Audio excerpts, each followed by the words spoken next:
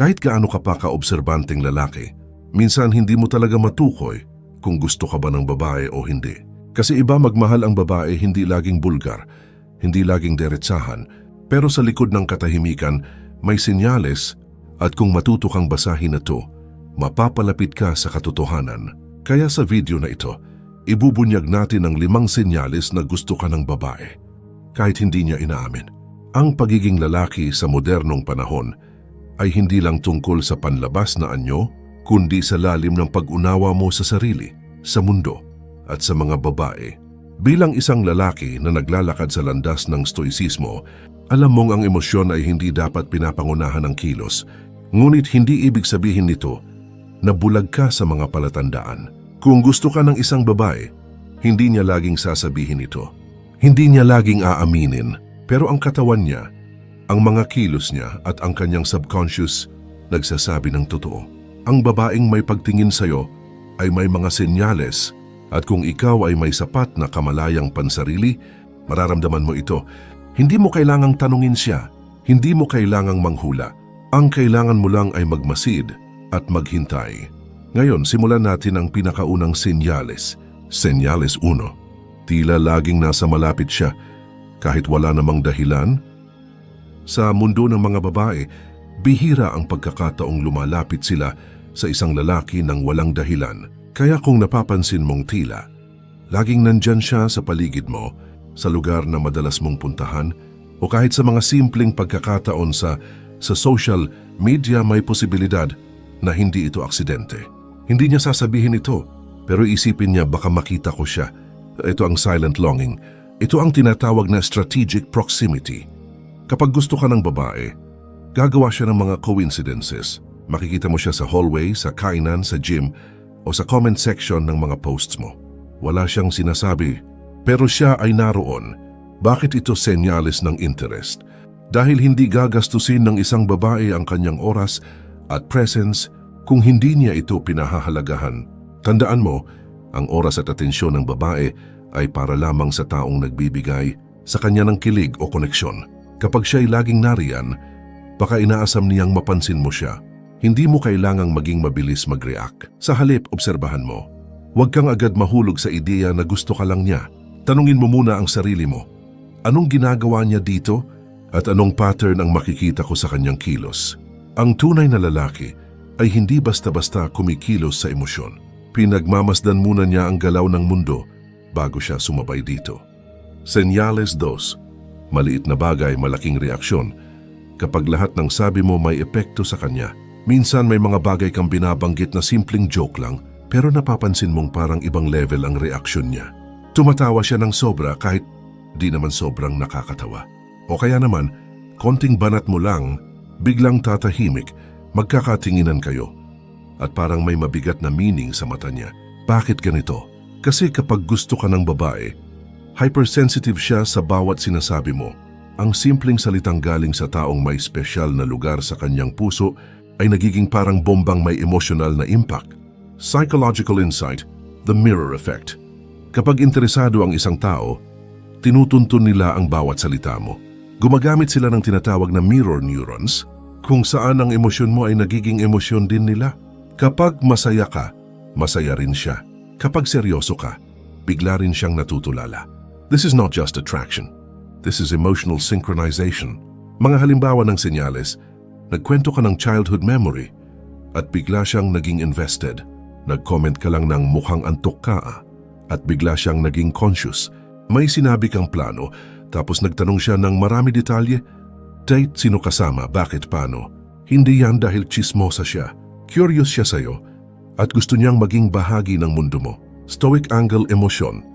Bilang reflection, hindi kumpirmasyon. Ang lalaking matatag sa sarili ay hindi agad nagpapadala sa emosyon ng iba, pero ginagamit niya ito bilang window sa katotohanan. Hindi mo kailangang magtanong ng direkta, gusto mo ba ako? Mas maigi kung titingnan mo paano siya nagre-react sa mga kilos ko. Ito ang wisdom ng isang lalaking hindi nagpapadala sa bugso ng damdamin. Ang stoic ay kalmado pero malalim ang obserbasyon. Isang real-life scenario. Isipin mo ito, may babaeng kasama ka sa barkada.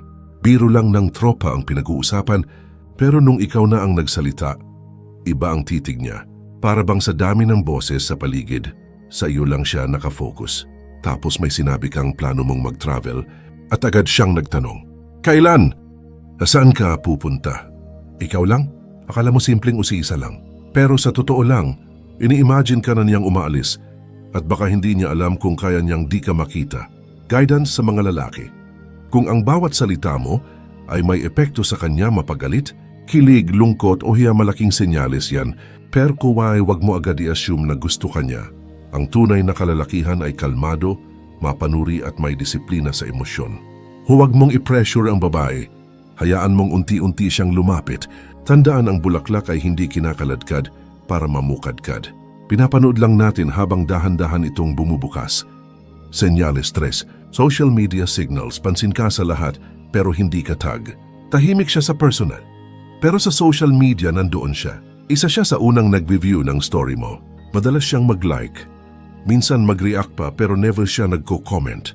Kapag nag-post ka ng meme, isi-share niya yun. Pero hindi ikaw ang tinatag. May pattern kang mapapansin. Parang gusto niyang mapansin mo siyang nandyan. Pero ayaw niyang mahalata ng iba. Anong ibig sabihin nito? Ito ang tinatawag na silent interaction. Ang babae na may gusto sa'yo pero hindi handang umamin ay gumagamit ng digital breadcrumbs para ipahiwatig ang presensya niya. Hindi siya diretso, pero consistent. Kapag may bagong post ka, andyan siya agad. Isa siya sa top viewers. Hindi siya nawawala. Kapag may cryptic quote ka, bigla siyang magla-like, parang may alam siyang hindi sinasabi. Pero never siyang magpapakita ng lantaran. Pero bakit ganito? Dahil sa loob-loob niya. Gusto ka niya pero may mga dahilan kung bakit hindi siya ready maging obvious. Baka taken ka, baka may pride siya. Baka iniisip niyang baka hindi mo siya gusto. O baka gusto ka lang niya in silence. Ang babae ay intuitive. Hindi lahat ng kilos niya ay pakitang tao. Pero lahat ng subtle moves niya may ibig sabihin. Stoic perspective. Obserbasyon, hindi desperasyon. Ang lalaking stoic ay hindi reactive. Hindi niya tinitignan ang bawat like bilang invitation. Pero may disiplina siyang obserbahan ang pattern.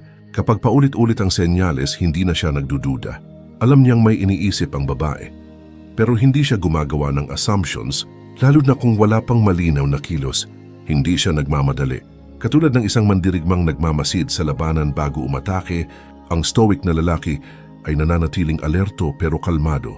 Mga tipikal na senyales sa social media. 1. Viewers list.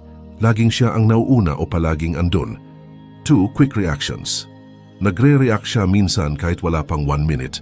3. Quote match. Kapag may hugot ka, bigla siyang magpo-post din ng something related. 4. Indirect messages.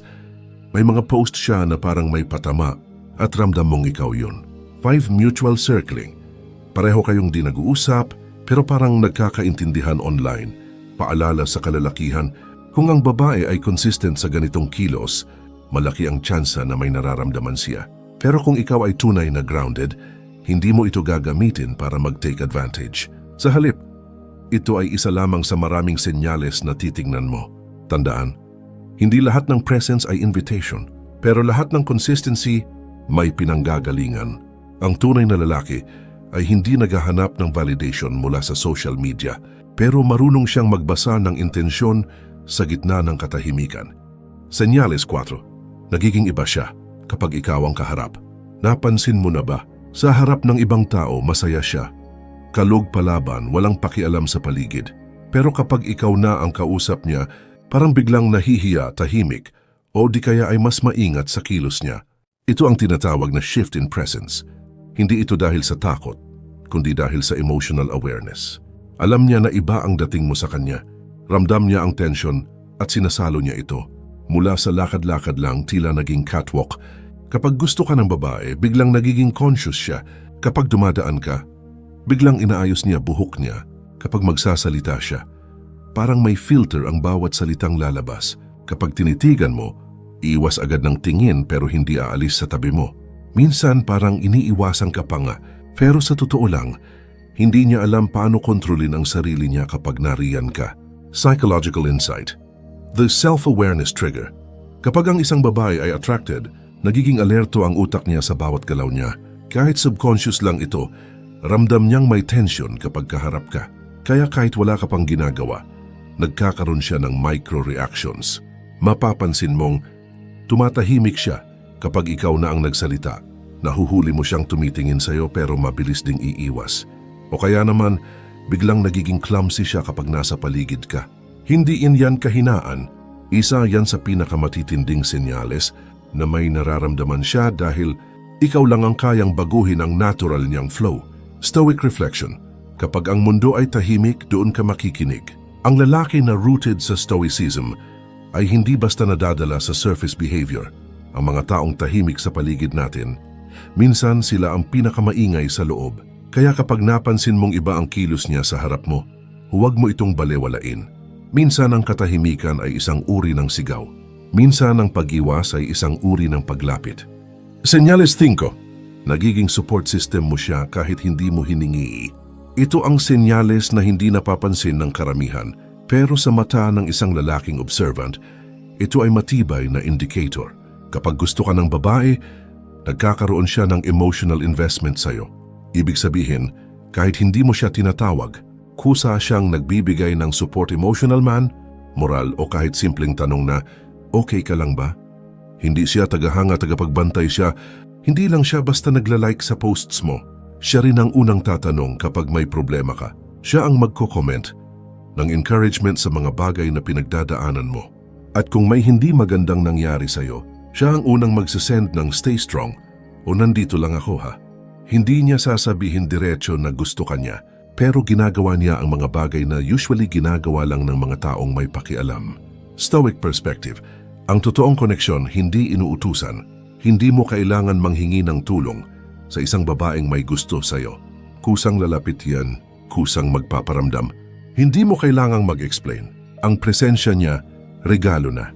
At kung ikaw ay isang lalaki na grounded at hindi needy, marunong kang tumanggap ng hindi umaasa, pero marunong magpasalamat.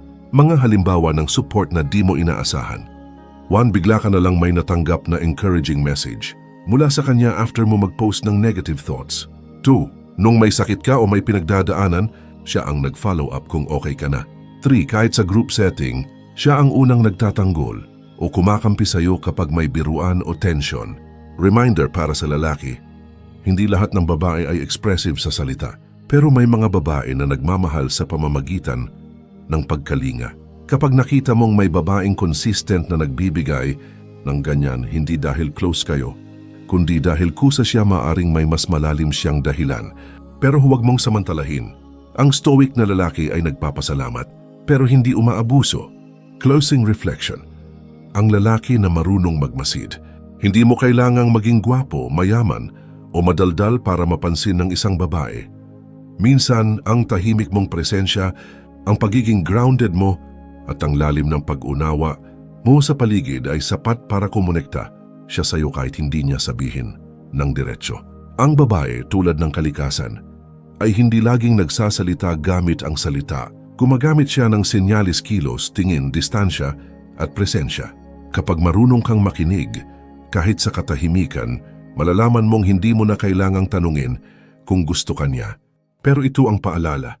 Huwag mong gawing misyon ang hanapin ang senyalis. Gawin mong misyon ang pagbuo sa sarili mo, maging lalaki kang may halaga. Hindi dahil hinahanap mo ang pagmamahal ng iba, kundi dahil mahalaga ka kahit walang nakakakita. Kaya kung sa palagay mo ay may babae sa buhay mo na nagpapakita ng ganitong mga kilos, tanungin mo ang sarili mo, handa ba akong mahalin hindi dahil kailangan ko, kundi dahil ako'y buo na? Kasi ang tunay na lalaki, ang stoic na kalmado pero matatag, ay hindi naghahanap ng atensyon. Pero kung ito'y ibinibigay, marunong siyang pahalagahan ito. Kung may natutunan ka sa video na ito, huwag kalimutang i-like, i-share at i-subscribe ang channel. Marami pa tayong pag-uusapan tungkol sa stoicism, pagkatao at ang misteryong likas sa babae. At kung may senyalis kang naranasan na gusto mong i-share, comment mo lang sa baba. Malay mo, may ibang viewers din na nakaranas nun. At tandaan mo, ang tunay na lalaking may halaga, hindi hinahabol. Pinag-aaralan, pinagmamasdan at kapag nakita, hindi basta binibitawan.